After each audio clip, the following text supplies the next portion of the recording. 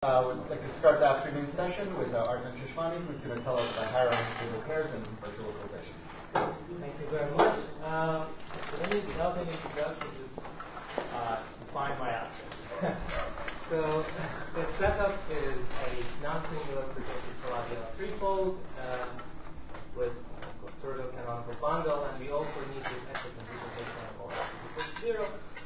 We fix the polarization, and before defining the object that I directly work with, I define for you the triple. A triple 1 to 3 object, this is given by a coordinate-free sheet E1 over the base Calabi-Yau threefold, a pure one-dimensional sheet E2, and C is a holomorphic map between them. And these, the reason that we call them triples, these have ancient history that people have been studying. Triples of vector bundles on curves, and these are like a little more general version of that. A morphism between two sets of triples or holomorphic triples is a symmetric diagram like this. Then I defined frozen triples. The reason for the name frozen is because I want to freeze or fix E1 to be given by a specific sheet in some sense. And that sheet is I want to be direct sum of OX to the minus n. So n is a large enough integer, and that's the structure sheet of the base Calabi-Yau threefold, and I direct sum of it. So in some sense, I have frozen one of the sheets in my triples, and that's why I call it frozen triple. The class beta is the Chern character of the sheet E2, and you could also fix its Hilbert polynomial. So the second Chern character, and you could also fix its Hilbert polynomial. So that's what gives us the type of frozen triple. When I say P2R, it means the type of the triple. Okay. The next object I defined is a highly frozen triple. So I froze E1 to be given isomorphic. This isomorphism is important. Isomorphic to this sheet. Now I could fix the choice of isomorphism. So in that sense, I get a quadruple of data. That's E1, E2, P as before, as I defined in the case of a frozen triple, and psi, which is a choice of isomorphism for E1 to be equal to that. Now, a morphism between two highly frozen triples is different in the sense that because you fix the first shift completely to be given by fixed OX minus n to the R, this map over here should be given by identity. So you commute the diagram in here, if you have isomorphism, this is isomorphism and this is isomorphism. In case of highly frozen triples, the left map is identity, the right map, the rightmost map is isomorphism. So your phrase is not necessarily certain, so it's not constant. No, not constant. No. So, an example of these things, a frozen triple of rank 1, this is rank 1 now, O to the 1, this is actually a contrary-bounded Thomas stable pair. And the reason actually these were invented, motivation comes from Granoff-Witten theory. Suppose you are embedding curves holomorphically inside the Calabi-Yau threefold and you're deforming them. So, of course, historically there has been this question, what is the compactification or a nice compactification of the moduli space for the stable holomorphic maps? And the PT theory actually gives you one of the choices of compactification. So the curve becomes singular, and it depends on how much you actually continue the deformation process. As it becomes singular, the first thing that you will see is this nilpotent structure actually appearing locally on the curve. And that you could also kind of normalize the curve and think of it as equivalent to like a smooth curve like this, and that's the contribution from the nilpotent structure. Now that nilpotent structure is very important in PT theory because this is a curve and this is a point or zero-dimensional divisor with respect to curve, and it defines the line bundle on that curve. So of course you get this, it's guaranteed that you get an exact sequence like this. This is the line bundle associated to P, and the co-kernel of, and there are sections of these functions, and the co-kernel of this now from here to here is the skyscraper sheet of the points that you obtain on the curve. Alright. But then we want to write down everything over the threefold x. So we push forward everything to x, and this exact sequence becomes an exact sequence like that. So this is, I don't know if I called the map anyway. No, I didn't define it. This map I called I. So I push forward everything. That line bundle is pushed forward to x. That skyscraper sheet is pushed forward to x. Now it's the structure sheet of x that gets mapped to this, and of course now I have a kernel. And the kernel you can show is given by the ideal sheet of the base curve, and this curve is the support of this guy. So this object in the middle is a stable pair. That's why PT is studied as stable pairs. And they constructed the moduli space and they computed invariants, and those are the famous PT invariants. And there is a conjecture that the PT invariants are after some universal change of variable or transformation, their partition function could be transformed into the partition function for, say, Downsville-Thomas theory or ground-free theory. That's a big conjecture. The reason we are doing higher rank PT theory is that you can also relate, at least the first thing that it helps you is, let's call it higher rank PT theory. You can easily connect this higher rank PT invariants to Downsville-Thomas invariants, or even more generalized versions of those generalized Downsville-Thomas invariants. So, and you can also easily relate this to the PT invariant, and if you have the relationship between these two, you can get the relationship between PT and DT. Whether or not you can directly relate the higher rank stable pair invariance to the drama within invariance, I have talked with people and I'm not sure. I mean, I don't know how to do it. But at least this connection, I know how to do it. I know how to control it. Higher DT or just DT? These are generalized DT invariants. These are the DT invariants where your sheaves have the possibility of being strictly semi-stable. Because in Downsville-Thomas theory, there's a condition that the semi-stable should be stable as well. I mean, it would be higher rank, right? Yeah. Okay. So I don't call them high rank PT stable pairs. I call them, as I just mentioned, frozen triples and highly frozen triples. Let's just define the moduli of highly frozen triples with this notation. This stability basically corresponds to the fact, this top prime stability corresponds to the fact that if I have some high rank highly frozen triple or frozen triple like this, I want the co-kernel of this composite map to be given by something that looks like a skyscraper shape of a bunch of points. So the co-kernel of the map from O minus n to the r to E2 should be a zero-dimensional sheet. Should be zero-dimensional. Exactly the same as the PT's original theory. They defined the numerical stability conditions, which was actually guaranteeing that in some sense, they call it limited stability. It was guaranteeing that their pairs, which are given by this sheet and this section, would have zero-dimensional sheets as a co-kernel. That's our stability. That's what I mean by the notation tau prime. Okay. So these have moduli spaces, and as the first theorem, I just show you, I just stated it without proof.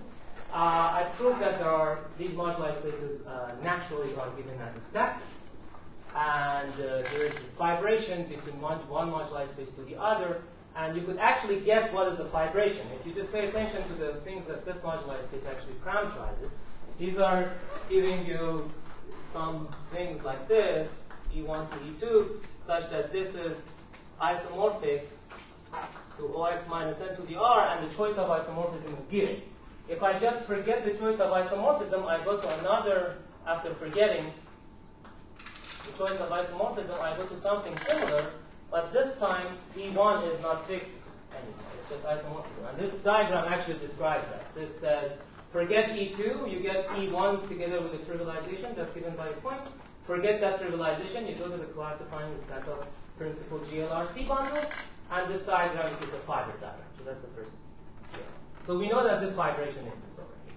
And we need this to kind of compare what is the tangent space of this moduli stack, how is it related to the tangent space of this moduli stack. Because really I want to know how objects in here deform with respect to how they deform over there. Okay. Second thing is, I also proved that these moduli stacks have a structure of an algebraic stack. The first thing is that, this is the action, and this, by this I mean that vibration. This moduli space, I can prove that it's a Lie-Morphic stack, and the second moduli space, both of them are given a solution stack, first of all. Yes. Is there a typo? The second one should be The second one should be F. HFT is the one upstairs. Yes. You forget the choice of trivialization, you get F. Just in the text. In the text. This one's Given an algebraic quotient stack. On the third line. Yeah, that's true. That's true. And this one in here is given as an Artan stack. Okay, so you want to, my original goal was actually just to compute any higher ranking variant I could. And the first thing that I computed was this guy. But then as soon as I realized this is an Artan stack, computational invariance over Artan stack requires doing intersection theory for an Artan stack. The first thing that you need is a virtual fundamental class for the Artan stack. I'm not saying that's not constructible, because it is. There are ways to do it. But really, I mean, integrating over that virtual fundamental class over Artan stack is not really known. So that's why I thought about this Riemann is that I wanted to do something that I would have the technology for. Okay. So let's just talk about a little bit about the deformation obstruction theory. The moduli set in the bottom of the picture in the previous slide was the frozen triple. It's an Artan stack, and by deformation, a deformation obstruction theory for an Artan stack is given as a morphism in the derived category. And this complex E dot is a perfect amplitude -1, 1. Now, it may be a little strange for those who haven't seen this. This 1 is because the truncated cotangent complex of an Artan stack has some term in degree 1. And that's why you need something with 3 terms in it. And that should be a perfect complex. Okay. And this is what I described here. I actually gave you the description of the truncated cotangent complex of that Artan stack. This thing is what you have seen everywhere. Suppose you have some stack, you embed it into something smooth. That's the ideal corresponding to the embedding. That is the degree sitting in -1 term, sitting in degree -1. This is the cotangent complex of the smooth thing restricted to what we have been embedding. And this is the new term for the Artan stack. In our case, it is given by this sheet. Okay. By theorem 2, that I just stated, this moduli, the moduli set upstairs is a Riemann. For example, this is the usual thing that you have. So, okay, and these maps, I didn't mention it. Over here, the condition is a little bit fancier. Before you had H-1 surjective, and this isomorphism, now you have H1. And you require isomorphism in the H1 level as well. For the Riemann, it's like usual. H-1 should be epimorphism, and H0 should be an isomorphism. So what is the goal? The goal is to construct a suitable complex G dot or E dot for HFT or F. Any one of those I could have constructed, I could have just computed and obtained some version of high ranking limits. So I tried approaching the problem for both of the moduli spaces. The usual technology for doing this is that you construct these moduli spaces, and we have constructed them as a stack, and you look at the universal object over your stack. In this case, it's a universal complex like this. And you try to deform this complex. And you look at the deformations and obstructions that you will get. Okay, let's see, you look at this as a complex of sheaves, basically 2 sheaves and a morphism between those sheaves, what do I get? I get a complex. After deforming this thing, I get a complex. And by the work of Illuzi, actually, many years ago, he has proved that the complex you will get by deforming this object is something that over each point in the moduli stack, because this thing lives over the moduli stack times your space variety, the fiber of this thing over each point of the moduli stack is given by some complexes called cohomologies are given by this. These correspond to the deformation of a sheet with multiple sections. These correspond to the obstructions, but now there is a problem. You have higher obstructions. And if you see here HFT, the Riemann perspective, that's the first obstacle you have. You have higher obstructions, and you don't need this. You cannot do any computations with it. So somehow you need to get rid of this thing. Now in PT theory, they came up with an idea. They said, all right, we have a complex of sheaves and a morphism between them. Let's really think about them as objects in the derived category. Now, if you look at this complex, you say, obviously it looks like an object in the derived category because it's a complex of 2 sheaves. Yes, it does. But objects in the derived category is different from complex of sheaves in the sense that morphisms between objects in the derived category are so different, right? I mean, morphisms between 2 complexes are different than morphisms between 2 objects in the derived category. And of course, deformation of objects in the derived category are governed by different groups.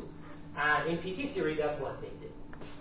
So we are going to mimic the same thing. We are really trying to think of these things as objects in the derived category and see what we get. Also, I need to point out that for moduli of frozen triples, the modulus is downstairs. If you remember that picture that I just gave you, GLRC fibration, if this is the tangent space of the modulus is upstairs, because it's a GLRC fiber over something downstairs, you can see that you can guess that the tangent space to the modulus is downstairs is given by this mod by that, by the tangent space of the fiber. So this, I prove that this is true. Okay. Alright, so now if you, in both cases, HFT or AFT, you look at the object in the drag category, you try to deform it, you get a complex again, put fiber over each point in the moduli set is given by D. X0, X1, X2, X3. Now in PT theory, this X0 and the X3, by some sort of a stability condition for rank 1 PT stable pairs, these were vanishing. That's why, in their theory, they already had everything they wanted. They say, okay, we have two-term things, we can do computations. In higher rank, these don't vanish, and these correspond, this one corresponds to the automorphisms of pure complex, which are non-trivial in general. Okay, so we need to do something about it. Alright, so the first thing which is nice is that the tangent space of the moduli stack downstairs is actually, as a group, is isomorphic to the X1II. This is not true upstairs. Obviously, tangent space upstairs is HOM-IF, which is bigger than X1II. So you cannot just go to the moduli stack upstairs and say, let's replace objects or our point of view to objects in the drag category, let's deform. You can't do that. You don't even get a deformation theory. Right? Downstairs, you have a deformation theory. But then downstairs, because it's an Artan stack, you have something, you need something with 3 terms. Like obviously you see something with 4 terms in here. Then you would say, okay, fine, I can truncate it. No problem, I truncate one of the terms. But that doesn't help because you need something of perfect amplitude. If you have a quotient singular manifold, you truncate the complex, it's not guaranteed that globally it remains the same, and it remains of perfect amplitude. So you need to do something about it. Alright, so this is what we do. Over here we have something of 4 terms, and there's absolutely no way of truncating it downstairs. So what I did, it's just like a maybe computational trick that I take the complex of 4 terms, this complex whose cohomologies are given by this, I take it from here, I put it back to the Deligne-Mumford stack upstairs. Then, I cover my Deligne-Mumford stack by a Deligne-Mumford affine cover. These are smooth locally. I pull it back, I restrict it to each affine patch, and over there I do some sort of cohomological truncation mechanism. What it is, I cut the complex from the left side and from the right side. It's something like, if it is, let's call it E0 corresponds to that sheet, E minus 2, let's say E minus 1, E0, E1. This E minus 2 corresponds to this sheet. Let's call this E minus 2 and D0. I truncated cohomology and I get some complex like this. Co-kernel of E minus 2, kernel of D0. That's my truncation. That's how I do the truncation. And this, at least locally, remains perfect, smoothly. Then, naturally, you would say, okay, you have the same issue here. How do you want to glue these things? I say, no, wait a minute, don't glue it. At least locally, having a 2-term complex over the Deligne-Mumford stack, I can construct a virtual fundamental glass ring. I put the whole thing in the machinery of Behrens and Fontecchi, and I compute the virtual fundamental glass stack. And now I do the gluing by saying, how can I glue virtual cycles to each other? And that needs a little bit of proof. And there is this recent paper of Jun Lee in semi-perfect obstruction theories for drive effects. I need to use a little bit of those, the machinery that he uses there to do this. So I'm just saying, if you are interested in gluing a virtual cycle, that's how it is. So what's the problem? Trying to just glue the co-kernel and the kernel? So, I mean, this thing also is not as smooth. I said it's a Deligne-Mumford stack, but it's not as smooth. So if you have a perfect complex, locally it remains perfect, but globally it may not. So that's why in the level of complexes, I don't want to glue it. In the level of virtual cycles, I want to glue it. That's the reason. Okay, so the theorem is basically what I just described. We have something downstairs, we pull it back, and that locally defines for you some virtual fundamental class over the stack upstairs. This is the mechanism I just described. Here I do, locally I define some virtual cycle, I define another one, and eventually I glue. When you glue, you have a perfect fine kind of virtual fundamental class for the whole moduli space. Then you need to put it in the machinery of Gregor and Ponte, the virtual localization machinery, and you compute basically the contributions of high rank stable pairs. And one little point that I can add is that these you need to do toric equivariant computations. These toric equivariant objects on the moduli set upstairs, you can see, I mean, you should read the paper really. You can see that they split as R copies of Ponte-Thomas stable pairs. This is the first thing that, of course, comes to mind. If I want to count higher rank objects, do they really look like R times PT pairs? Yes, they do. In this setup, they do actually. So if you know how to count these things equivariantly, you just add them up R times and you have the contribution for high rank pairs. That is actually the crucial point in here. And this last picture is really for those who have done computations of equivariant vertex. In PT theory, you end up counting boxes in some box configurations. This is an example of a rank 4 object. We get 4 of those Young diagrams or box configurations, and we add boxes many different ways how they fit in the picture, and we compute basically numbers. Basically that's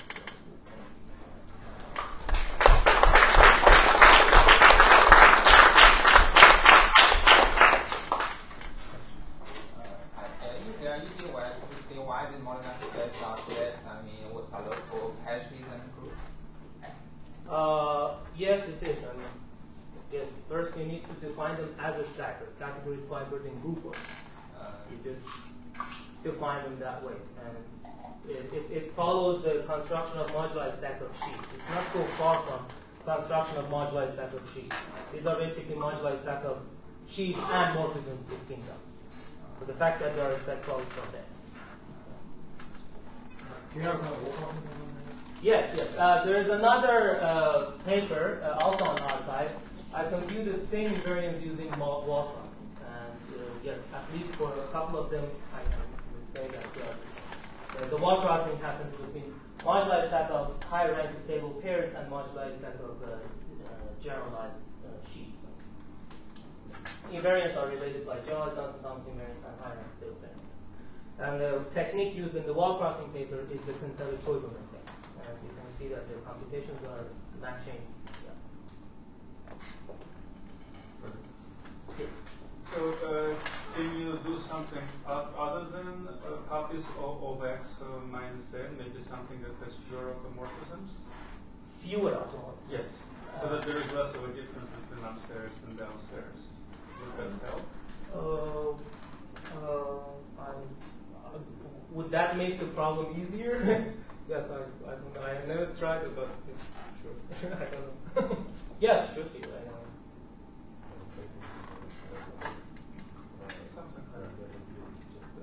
But I mean, we were kind of interested in the sheaf and multiple sections. I cannot see how you want to model the sheaf and multiple sections by anything other than not the sheaf and multiple sections, but just something else. Okay. No, I mean, originally the stable pairs are defined as a sheaf and section. I see. So that's why multiple sections would fit you better.